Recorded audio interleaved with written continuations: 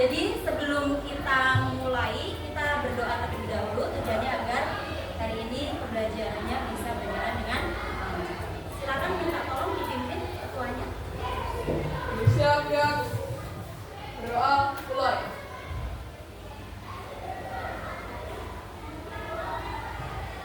Selesai. Beri salam.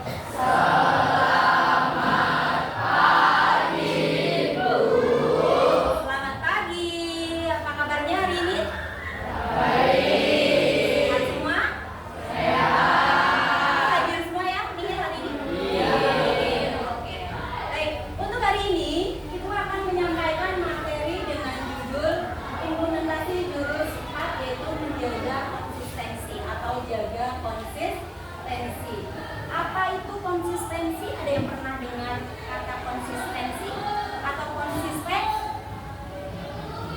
Atau bisa, Bu, saya udah tahu nih tapi susah mengungkapkan. Konsisten berarti apa? Stabil, tetap menjaga ketika melakukan hal-hal baik itu bisa terus menerus, stabil terus menerus. Oke. Nah, dari kegiatan hari ini yaitu menjaga konsistensi tadi, tujuannya adalah nih, nanti Ibu akan menyampaikan materi. Tujuannya mengembangkan kebiasaan karakter positif kepada murid yang dikembangkan berdasarkan nilai-nilai agama dan budaya bangsa. Ini tujuannya. Jadi nanti ketika kalian sudah mendapatkan materi ini, harapannya kalian bisa mengembangkan nilai-nilai positif, memiliki kebiasaan-kebiasaan yang positif dan menghilangkan kebiasaan yang negatif.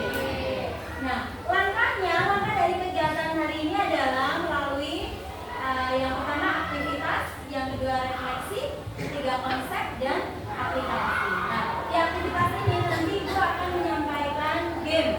Nah, gamenya seperti ini. Main buka kepalan tangan. Nah, hari ini sudah duduk berpasangan semuanya ya, lengkap. Laki-laki dengan laki-laki, perempuan dengan perempuan. Oh iya, ada yang sendirian, gak apa-apa, nanti boleh bergantian ya. Boleh bergantian dengan depannya, atau kamu boleh menyaksikan nanti sambil memaknai, oh ini maknanya apa, kita nanti juga memaknai gitu ya. Oke, boleh sambil duduk berhadapan-hadapan. Kalian silakan bisa sweet dengan cara apa aja boleh, cukup sekali. Kalau sudah ada pemenangnya sudah sweet. Oke, sudah didapat nih pemenangnya. Nah, yang menang itu akan menjadi A, yang menang menjadi A, dan yang kalah menjadi B. Sekarang silakan permainannya. Yang menang atau A tadi, kepalkan tanganmu, boleh salah satu, apa yang kiri apa yang kanan, bebas. Kepalkan tanganmu sekencang mungkin. Terus yang B, berusaha membuka kepala tangan, boleh dengan segala cara, boleh dipitikin, boleh dicakar, boleh bebas, mau dengan cara apa? Ya, oke. Dengan cara dipitikin, dicakar, digigit pun boleh, silakan. Sampai kepala tangannya enggak buka. Oke, siap? Bisa dimulai? Bisa? Oke, 1, 2, 3, silakan.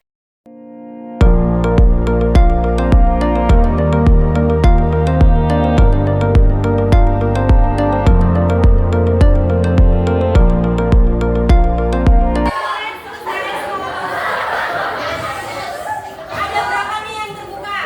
1, 2, 3. Oke, 4 ya. Kita akan main game berikutnya yang kedua. Ya. Sekarang giliran yang B mengepalkan tangan bergantian. Tapi cara membukanya berbeda. Sekarang yang A, silakan boleh membuka kepalan tangan B, tapi caranya tidak dengan sentuhan. Kalau tadi boleh disentuh, boleh digigit, sekarang cara nggak boleh dengan cara itu, nggak boleh ya, nggak boleh dengan cara diludah. Dengan cara kamu membujuk dengan cara apapun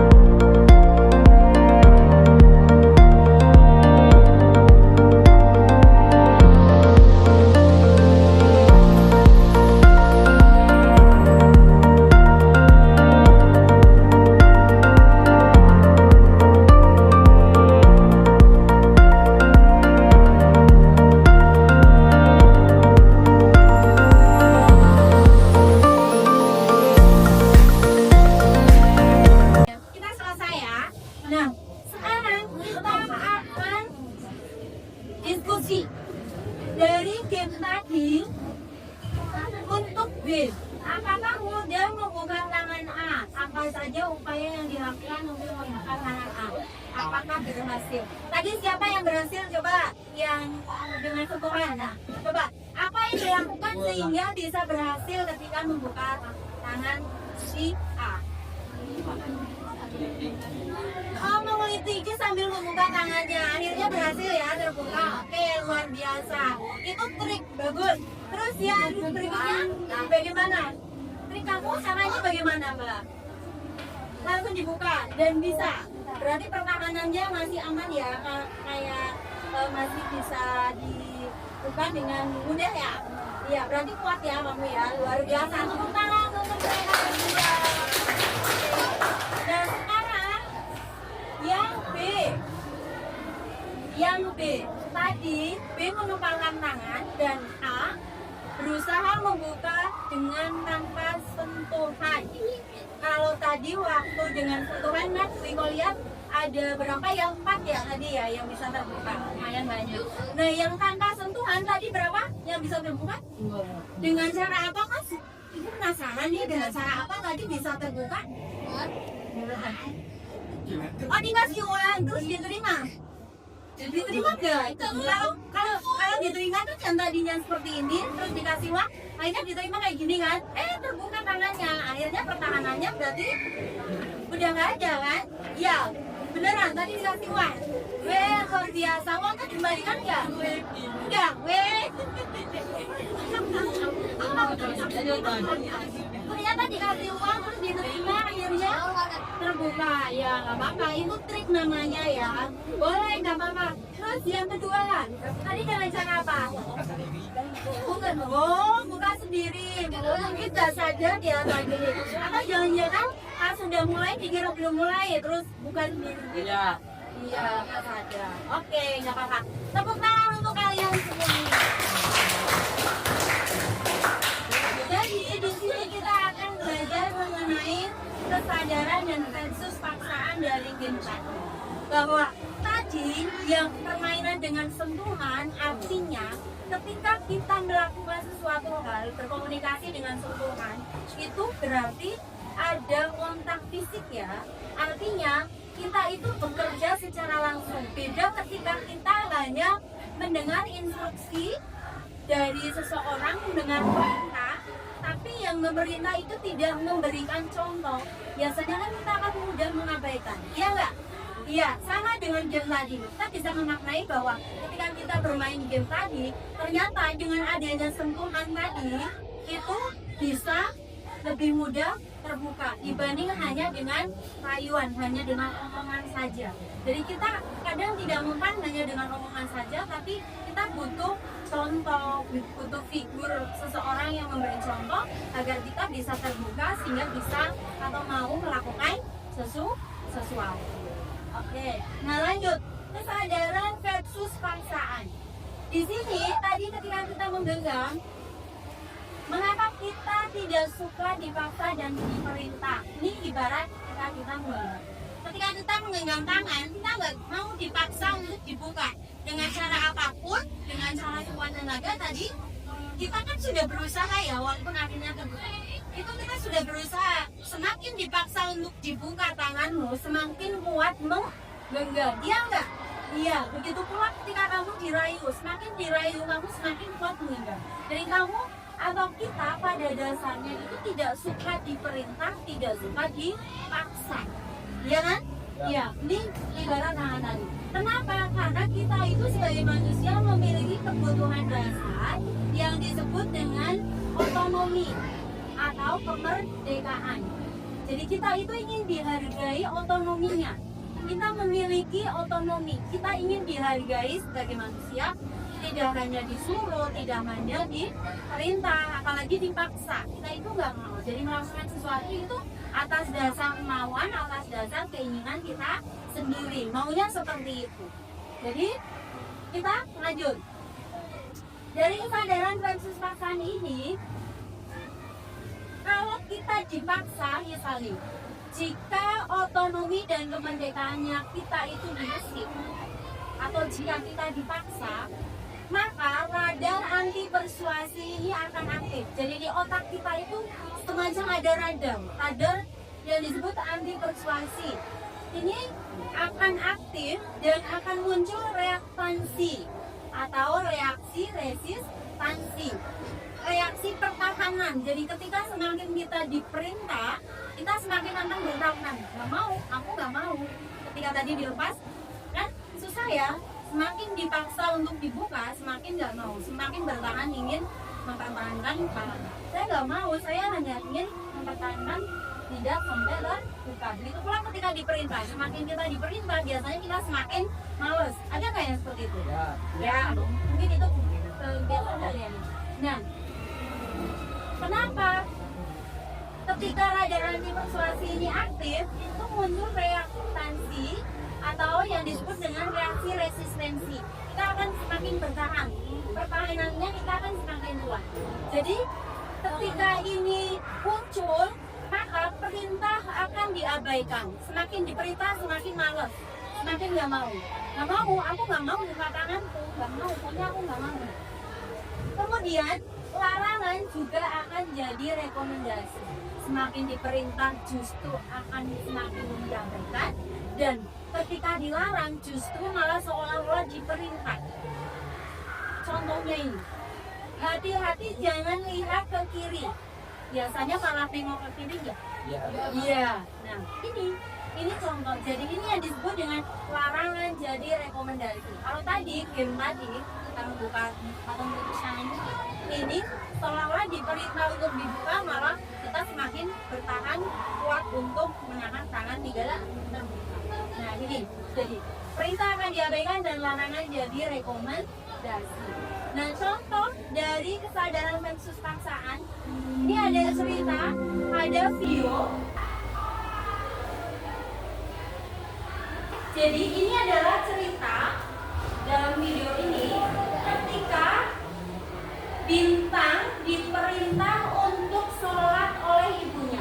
Tadinya Bintang itu sudah siap-siap memakai baju koko, sudah wudhu, sudah mau sholat. Itu keinginan sendiri, tidak ada yang nyuruh. Tapi ketika sudah siap seperti ini, justru ada suara ibunya dari luar kamar. Ibunya teriak, "Bintang, sholat!" Nah, Bintang disuruh sholat. Ketika Bintang mendengar suara ibunya, bukan malah bergegas mau sholat, dia malah akhirnya nggak jadi sholat. Ntar aja deh, nggak jadi loh. Ini yang disebut dengan tadi adanya reaktansi pertahanan. Jadi ketika disuruh dia malah nggak jadi sholat. Padahal tadinya dia itu sudah ada keinginan untuk sholat sendiri tanpa ada suruhan. Tapi ibunya nggak tahu nih dari luar, karena ibunya ngiranya Bintang masih tidur di kamar. Jadi ibunya teriak dari luar, "Bintang, sholat!" Mengingatkan. Tapi Bintang yang di dalam tadinya udah siap mau sholat, justru malah nggak jadi sholat. Sebel banget ada suara ibu. Udah nggak jadi sholat lah. Itu yang disebut reaktansi. Jadi reaksi Bintang Emon itu tidak jadi sholat. Mengapa dia bereaksi seperti itu? Yaitu tadi adanya reaktansi dia. Jadi ketika semakin disuruh dia malah jadi semakin malas. Terus adakah kalian yang memiliki pengalaman serupa? Ya, contoh waktu itu diperintah apa? Menyapu ya, contoh. Tadinya udah mau nyapu. Ya, tadinya udah mau nyapu nih, tapi terus disuruh-suruh, akhirnya malah males. Jangan nanti aja deh. Ada lagi anak perempuan mungkin pengalaman di rumah apa? Atau mungkin lagi nyapu, kamu lagi nyapu asik-asik dengan senang hati. Terus tahu-tahu ibu di belakang, "Mbak, ini di pojokan sini nih belum disapu." Justru nggak biasa. Nah, iya. Nah itu juga sama. Jadi contoh yang tadi adanya reaksi tadi bahwa kita itu nggak suka di. Nah ini tombol ajaib. Jadi di dalam otak kita itu ada 10 tombol ajaib, di mana 10 tombol ajaib ini diantaranya ada kesenangan, kebanggaan, keingintahuan, minat, terus apa lagi?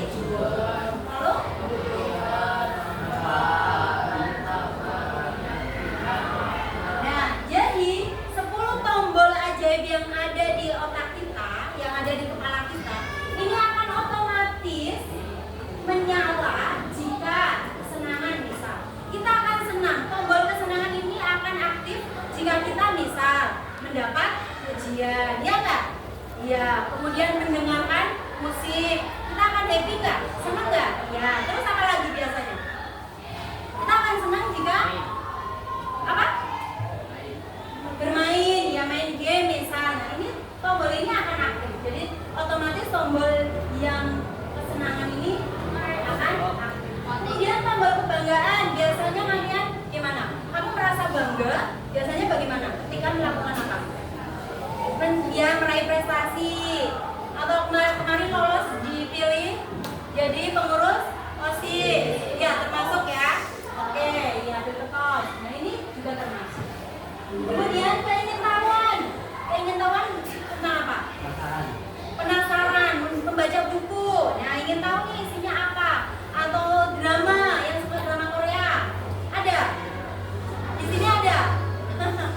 Nah itu juga sama. Jadi ketika kita membaca buku novel atau buku apapun itu keingin tahuannya kita akan otomatis nyala. Kemudian minat ini juga minat kita akan muncul dengan sesuatu yang kita senangi. Contoh apa? Kamu minat untuk apa? Mengikuti OSIS misal atau mengikuti ekskul pramuka misal. Nah ini minat juga akan muncul. Terus tujuan contoh kamu di sini jadi anggota PNR. Saya ingin menjadi anggota PNR lah. Tujuannya apa? Biar bisa membantu teman-teman yang sakit. Asik nih merawat teman-teman yang sakit ketika selesai upacara misalnya. Nah itu juga kamu memiliki tujuan. Terus kebutuhan contoh kamu misal menabung. Tujuannya untuk apa? Misal ketika kamu membutuhkan sesuatu, kamu sudah memiliki tabungan untuk memenuhi kebutuhan kamu. Atau jika orang sudah dewasa, bekerja untuk memenuhi kebutuhan gitu. Lalu manfaat kamu akan hidup, akan menyala jika membantu orang, ya kamu akan merasa bermanfaat contohnya. Terus tantangan, mengikuti lomba biasanya merasa tertantang. Yakin nih ketika mengikuti lomba, mengikuti seleksi apa, kamu yakin bisa mengikuti, bisa lolos. Terus makna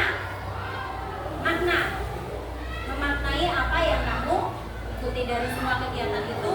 Kamu memiliki makna bahwa saya merasa dihargai, contohnya seperti itu. Saya mendapatkan hal-hal yang baik oleh Bapak Ibu guru, mendapatkan respon yang baik, contohnya seperti itu. Nah ini 10 tombol ajaib yang ada di otak. Nah kita masuk ke pembiasaan berbasis kesadaran. Pembiasaan berbasis kesadaran itu ada 2 versi, yaitu disiplin biasa dan disiplin positif. Bedanya disiplin biasa dengan disiplin positif itu, yang disiplin biasa kamu disiplin karena adanya faktor eksternal atau dipaksa. Ya mau nggak mau kamu harus disiplin. Misal berangkat sekolah nih, mau nggak mau saya memang harus berangkat jam segitu karena dipaksa. Atau misal oleh ibumu, oleh ayahmu, dicepet-cepetin di rumah, ayo cepetan, kamu kan sebelum jam 7 harus sudah di sekolah. Misalnya orang tuamu itu ngomel-ngomel terus supaya kamu berangkat basic atau supaya kamu bangun pagi untuk siap-siap ke sekolah. Nah karena ini kamu akhirnya bisa disiplin.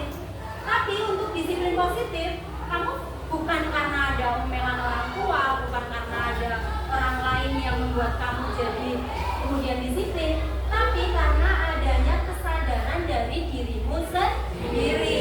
Oh iya, saya kan besok sebelum jam 7 harus sudah di sekolah. Berarti sebelum jam 6:30 saya harus sudah berangkat. Nah tanpa ada omelan dari orang tua, tanpa ada paksaan dari orang tua, kamu sudah menyadari ini, sadar diri. Nah yang disiplin biasa, karena kamu sudah tadi mengikuti apa yang orang tuamu katakan, diomelin terus akhirnya kamu berangkat, dia akan membentuk kepatuhan. Kamu jadi patuh dengan orang tua, akhirnya berangkat sekolah basic.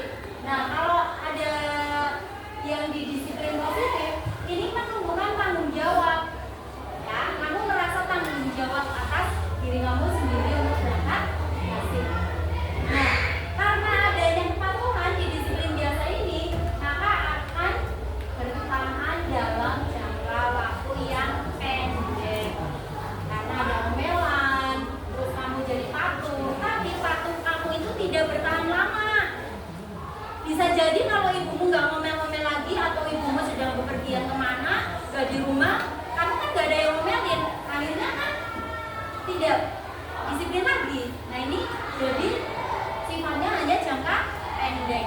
Beda dengan yang disiplin positif, ini akan bertahan pada jangka yang panjang. Sekalipun nggak ada orang tua, sekalipun kamu sedang ditinggal mana, kamu itu bisa tetap disiplin berangkat pagi. Nah lanjut, nih ada yang kenal ini? Siapa? Kak Seto, luar biasa. Siapa itu Kak Seto? Psikolog anak, betul sekali. Nah Kak Seto mengatakan bahwa zaman now itu jangan mimpi punya anak yang penurut. Kita justru akan frustasi. Tapi mimpilah punya anak yang mandiri dan bisa kerja sama. Jadi kalau kita memimpikan atau Bu Iko sebagai guru di sini, kalau bermimpi ingin memiliki anak murid yang penurut, itu nanti Bu Iko malah justru frustasi. Kenapa? Karena kita itu tidak bisa hanya menyuruh, memaksa anak untuk menjadi nurut ke kita. Karena tadi adanya apa? Reaksi ya, pertahanan diri.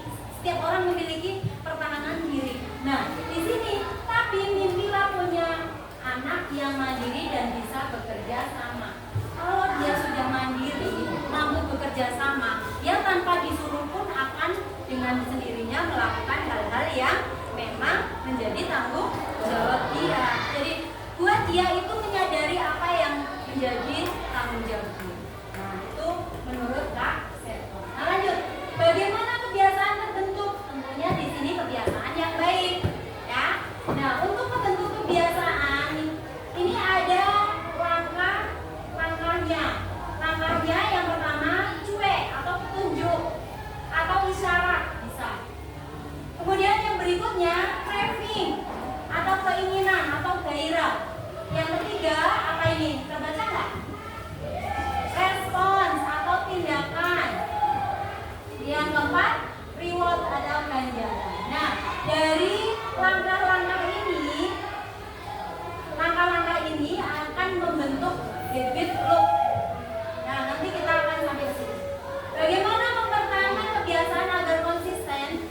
Tadi kan sudah ada langkah-langkahnya ya, ada 4 langkah, ada cuek, ada kemudian tadi menumbuhkan keinginan, ada reward ya. Nah, ini kita ada contoh bagaimana mempertahankan kebiasaan agar konsisten. Dalam otak kita itu ada reptilian brain. Dalam otak kita ada reptilian brain yang tugasnya menyalakan alarm jika ada ancaman.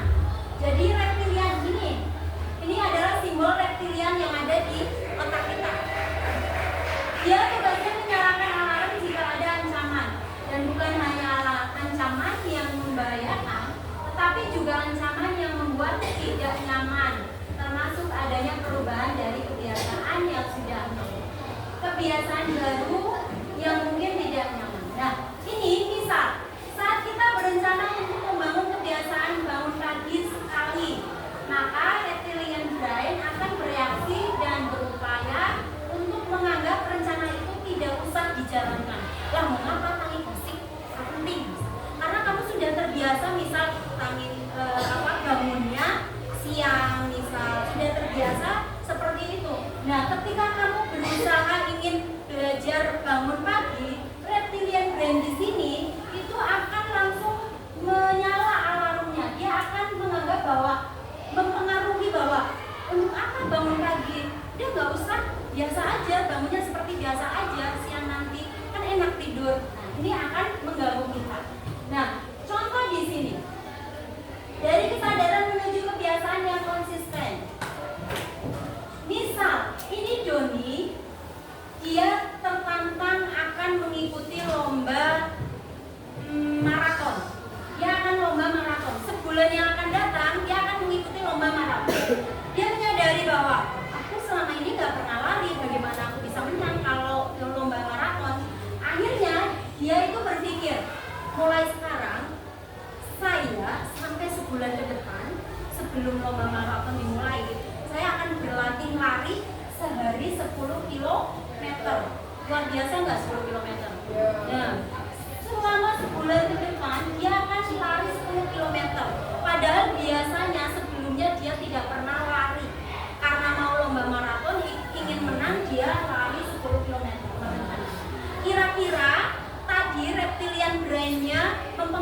ya agar dia nggak usah lari. Iya, betul. Nah, jadi awalnya dia itu berhasil nih. Jadi semangat di awal. Dia lari 10 km hari pertama berhasil. Ini berhasil. Hari kedua berhasil. Hari ketiga tidak sampai 10 km. Hari keempat berkurang lagi. Hari kelima malah nggak sampai 5 km sama sekali.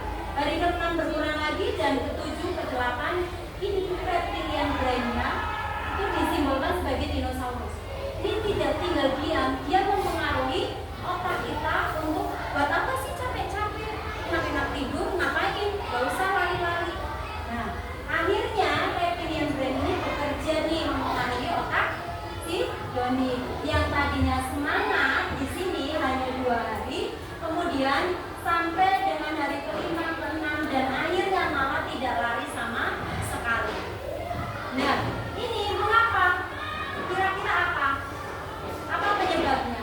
Nah, bagaimana cara agar kita itu bisa tetap konsisten, bertahan, tetap lari? Ini mungkin kenapa? Ini faktor apa? Kenapa nggak bisa lagi sampai 10 km? Lelah, capek, ya kan? 10 km males. Nah, bagaimana kalau seperti ini? Nah, agar reptilian brain kita tidak resisten, ya, agar reptilian brain kita itu tidak mempengaruhi, tidak bertahan di sini, maka kita harus mengemas perubahan. Kita membuat perubahan yang tadinya 10 km per hari, kita rubah nih jadi 1 km per hari. Karena yang 10 km pagi itu terlalu ekstrim nggak sih? Ya, nah, biar perubahannya tidak terlalu ekstrim menjadi perubahan kecil yang konsisten. Kita hanya sedikit, nggak perlu 10 kilo, tapi 1 kilometer saja sudah bisa memenuhi kebutuhan kita untuk lari, misal hanya untuk berlatih dulu setiap hari. Nah, kita lihat di sini. Karena kita cukup lari 1 km, justru ada tambahan kuning ini, tandanya targetnya berhasil. Kita konsisten karena 1 km ini konsisten 1 kilo. Nah, ini yang kuning ini malah lebih dari 1 kilo. Nah, di sini dinosaurusnya akhirnya tidak asik tidur, tidak mengganggu. Reptilian brain-nya ini kalah oleh semangat kita, karena kita hanya 1 km saja cukup untuk yang penting konsisten. Beda dengan 10 km, kita kalah oleh yang reptilian brain. Bisa dipahami ya? Boleh berdiri terlebih dahulu. Kita akan sedikit dengan tepukan. Tepuk 1, tepuk 2,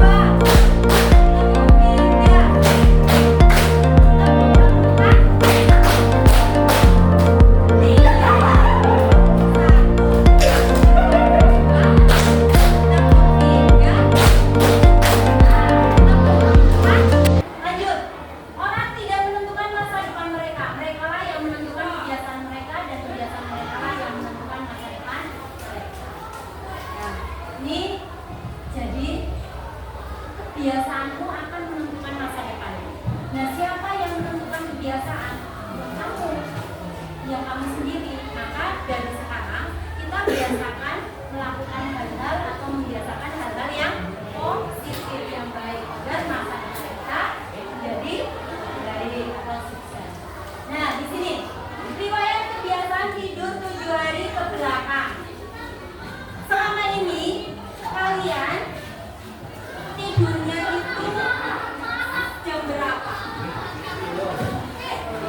Coba, minta tolong dituliskan di sini di selembar kertas. Tuliskan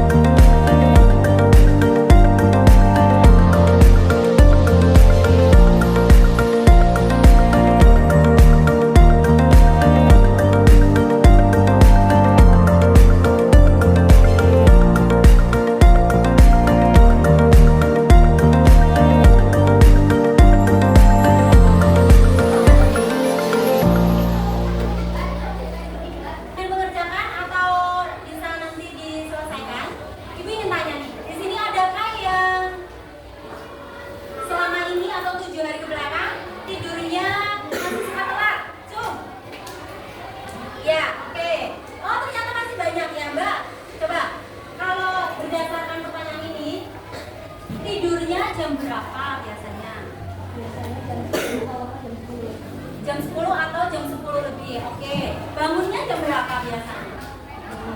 Jam 4 lebih. Jam 4. Kadang jam 5. Oke, nah kalau tidur telat, apa yang menyebabkan tidurnya telat? Biasanya coba ibu yang makan. Ya. Oh, ngerjain PR atau belajar gitu. Atau ada yang lain? Main HP. Ada yang main HP? Sebelum tidur yang main HP? Oh, Mas Jagat. Ya, Mas Jagat sebelum tidur biasanya main HP. Oh, dengerin lagu. Sampai jam berapa biasanya baru tidur? Jam 10 baru tidur. Oke, kalau tidurnya telat nih, biasanya dampak dari tidur telat dan begadang apa? Menghambat pertumbuhan. Ya, kalian kan masih remaja ya. Terus apa lagi? Pusing. Ya, betul sekali. Ada lagi apa?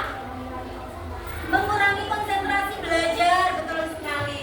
Di kelas ngantuk nggak? Ngantuk nggak biasanya di kelas? Ya, tentu. Nah, ini. Jadi dampak dari tidur telat itu ada lemes, ada pusing, ada ngantuk, ya tadi. Terus yang menyebabkan tidur telat tadi ternyata kayak Mas Jagat dengerin musik. Ada yang belajar sampai malam, mungkin siangnya karena waktu belajarnya kurang ya, jadi sampai malam begadang. Ternyata nggak terasa udah malam. Nah, lanjut. Rencana kebiasaan tidur 7 hari ke depan. Sekarang sudah ditulis kan rencana kebiasaan tidur 7 hari ke depan? Nah, ibu ingin tahu nih yang sudah selesai siapa? Ya, boleh dibacakan dong. Di depan apa Mas Jagat? Silakan.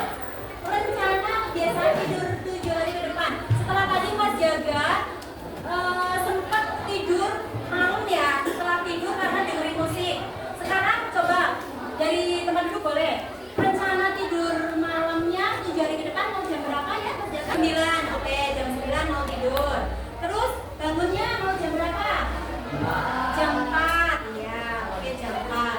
Nah, ketika nanti kamu sudah biasa dengan tidur cepat, lalu bangunnya sesuai jam 4, misal kan sudah cukup tuh istirahatnya.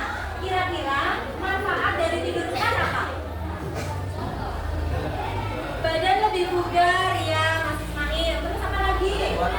Pertumbuhan maksimal. Oke. Apa yang harus dilakukan agar bisa tidur cepat? Tadi biasanya dengerin musik tuh. Apa yang kamu lakukan agar bisa tidur cepat? Mengurangi main HP ketika mau tidur. Dengan cara bagaimana? Menjauhkan HP dari tempat tidur. Mungkin dijauhkan dulu nih dari tempat tidur, taruh di meja mungkin. Nah, bisa ya seperti itu ya. Oke. Lanjut. Nah, kita akan membangun habit loop tidur cepat, bangun tepat. Karena kita sebagai kebiasaan DKI ya, kebiasaan anak hidup hebat, itu ada yang namanya bangun atau tidur cepat, bangun tepat waktu. Nah, kita akan membangun habit loop tidur cepat, bangun tepat. Ini dengan langkah cuek, ini press, respon dan reward. Ibu ada nih langkah-langkah dari habit loop atau komponen habit loop. Membangun habit loop tidur cepat, bangun tepat. Di sini dengan langkah pertama, ya, mulai dari langkah pertama, yaitu dengan cara menetapkan alarm tidur pukul 21.30 atau pukul 21 bisa. Dengan cara mematikan lampu kamar dan gadget sebagai tanda waktu tidur sudah tiba. Ini isyarat yang jelas. Jadi kita tahu bahwa oh ini waktunya tidur. Berarti kita harus menyalakan alarm, terus mematikan lampu kamar. Lalu ini sebagai tanda waktu bahwa waktu tidur sudah tiba. Ini isyarat. Isyarat menunjukkan bahwa saya sudah harus tidur. Kemudian yang kedua, ini keinginan menarik. Bagaimana nih caranya membangun kebiasaan agar bisa tidur cepat? Dengan langkah yang kedua yaitu keinginan yang menarik. Caranya membayangkan perasaan segar, semangat dan tidak terburu-buru saat bangun pagi. Ketika kita semakin cepat tidurnya, kita membayangkan besok aku bisa bangun pagi tanpa harus terburu-buru. Kemudian di sini masuk bisa menyiapkan hal-hal yang menyenangkan di pagi hari. Misalnya sarapan favorit dulu sambil mendengarkan musik di pagi hari. Jadi banyak waktu di pagi hari untuk melakukan aktivitas ketika kita bisa bangun cepat.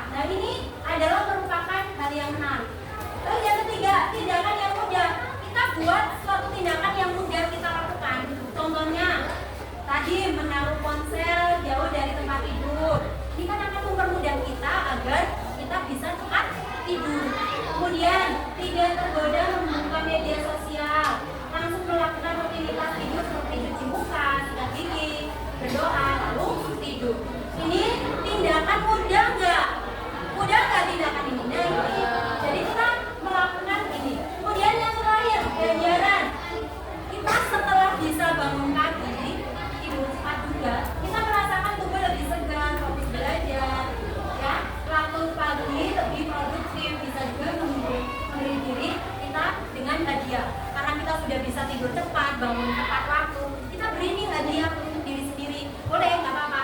Sekedar misal, oh kita suka nih biasanya suka dengan coklat, sekedar membeli coklat, aku memberi hadiah atau reward dengan membeli coklat untuk diri sendiri. Nah, dengan begitu kita itu bisa belajar membangun habit loop kita dengan langkah ini. Ada isyarat yang jelas, ada keinginan yang menarik, tindakan yang mudah, dan gambaran yang membangun. Nah, lanjut.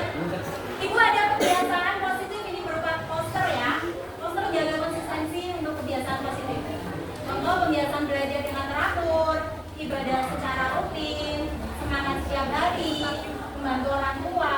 Ini adalah kegiatan atau kebiasaan positif untuk lakukan hal-hal kecil di setiap hari demi mencapai tujuan yang besar. Kalau kita di hari-harinya sudah membiasakan melakukan ini, kegiatan rutin ini, insya Allah di masa yang akan datang, mudah-mudahan kita bisa menjadi orang yang sukses. Nah, kita akan membuat contoh habit loop tidur cepat dengan komponen habit loop.